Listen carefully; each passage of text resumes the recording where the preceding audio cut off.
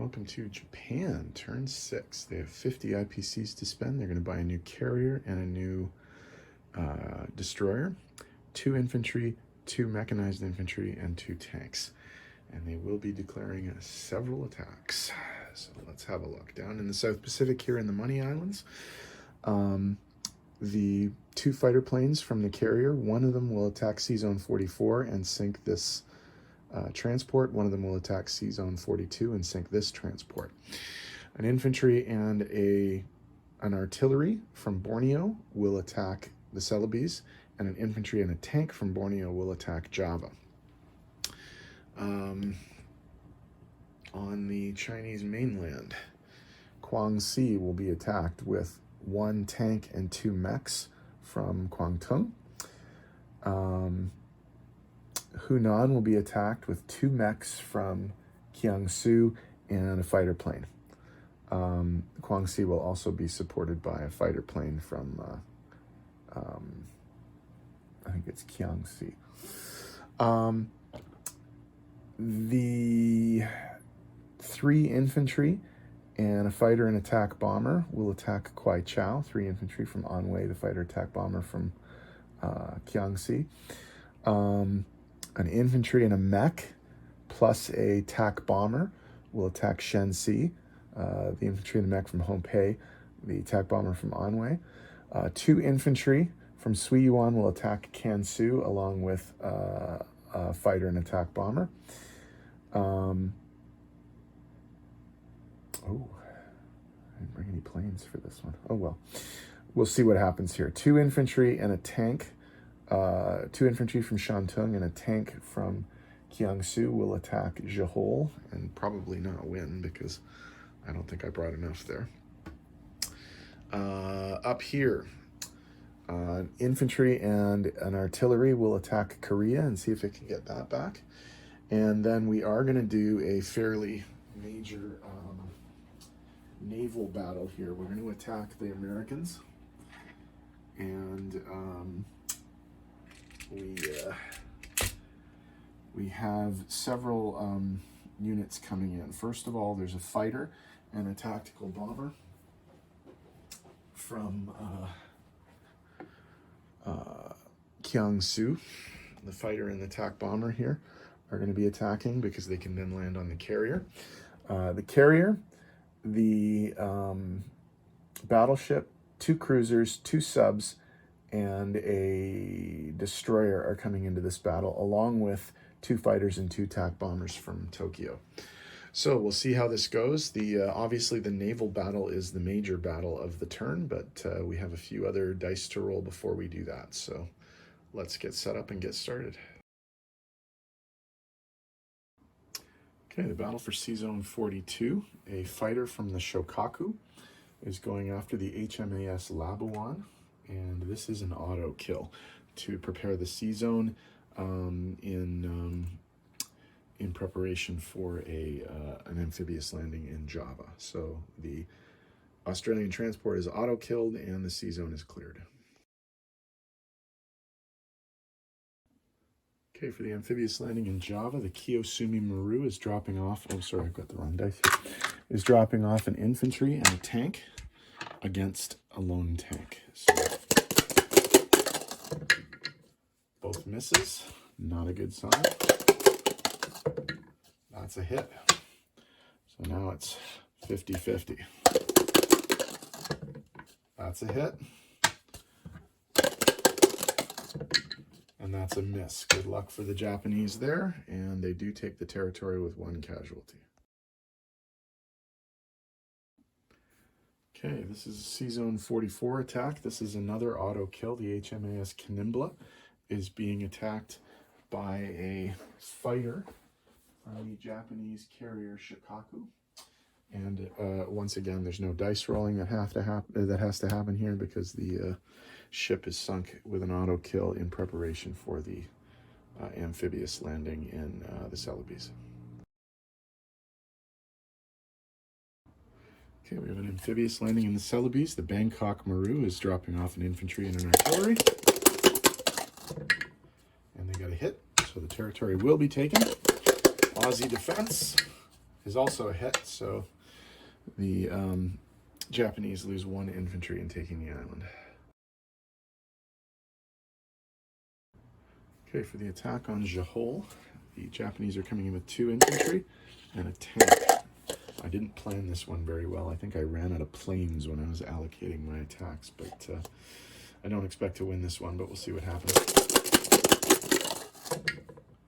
1 hit from an infantry, so that's good. 2 hits, so I think we're going to have to retreat.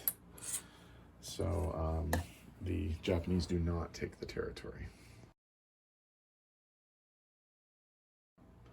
For the attack on Kansu, the Japanese are coming in with 2 infantry, a fighter, and a tactical bomber. 2 hits, so the territory is cleared. We'll see how the Chinese defend. They get 1 hit, so Japan takes the territory with 1 infantry lost. For the attack on Shensi, the Japanese are coming in with an infantry and a mechanized infantry, along with a non-combined arms attack bombers at a 3. No hits. China defends and hits. So we have a 1 and a 3 now. Miss. Uh-oh. Miss. Miss. Oh, Jesus. Come on, Japan. Miss. There's 2 hits. Where was that right off the bat? And miss. So Japan will take the territory after a bit of a nail-biting rolling session there.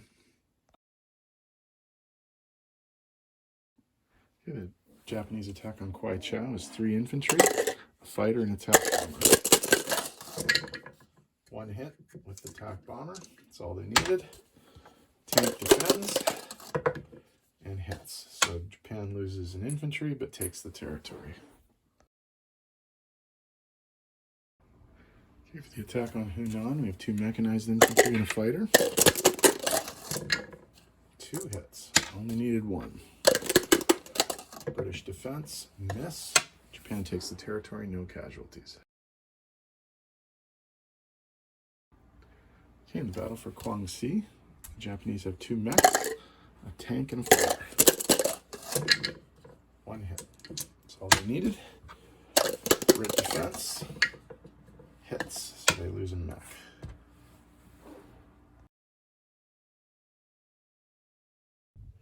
Okay, for the amphibious attack on Korea, the Hokoku Maru is bringing in an infantry and an artillery. And they both missed. Soviets defend. Miss. Miss, miss. Miss. Miss, miss. Hit. Uh-oh. Miss. Hit. So, unsuccessful attack. Soviets hold the territory.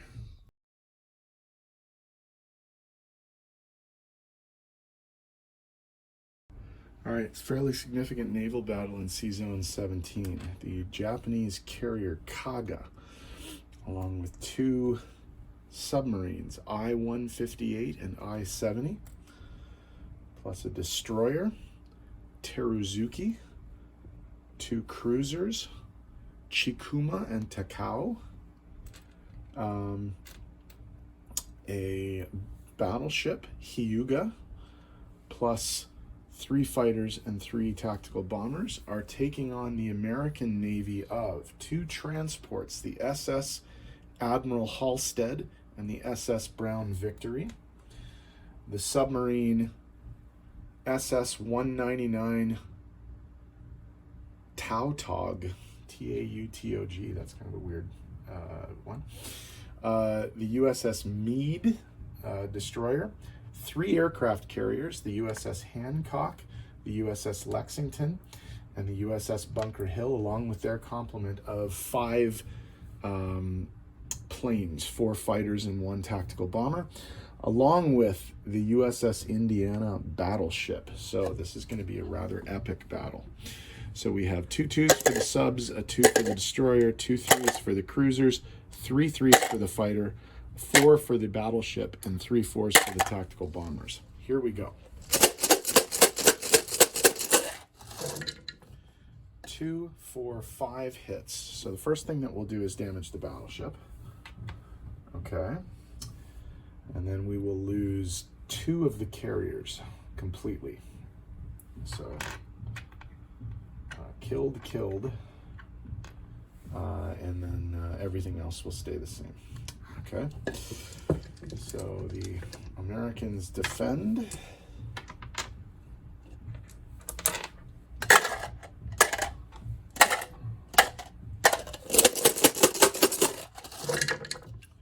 Two, 3, 4.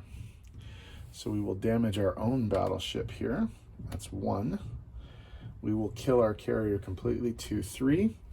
And we will kill our destroyer for 4. Okay, so they're going to lose 2 of those. All of those dice stay the same. And we only lose 1 die for the destroyer. So basically the same roll. 2, 4, 5. Okay, these 2 obviously are 2. That's a 4. And that's a 5.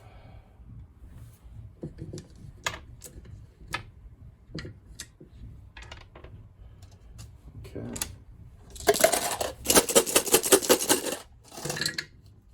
2, 4. Okay, so we will lose the fighter and the tactical bomber that can't land on the carrier because they're gone. And then we will lose, I guess, the 2 subs because they can't hit the fighters anyway. So,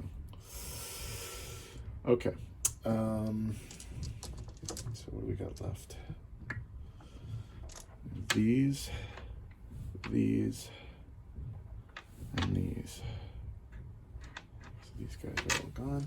Okay, what does he have left? He has 5 of those. Okay, so continue. 2, 4, 6. That's all of them. So that is going to kill everything.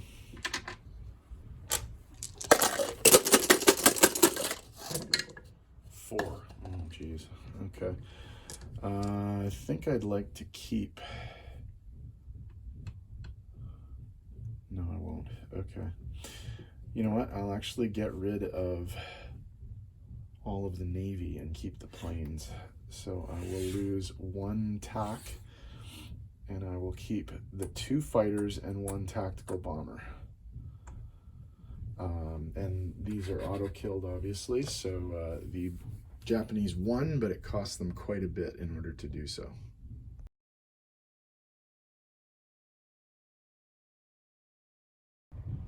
Okay, in terms of non-combat, the fighter and TAC bomber from Kansu have to land in Suiyuan.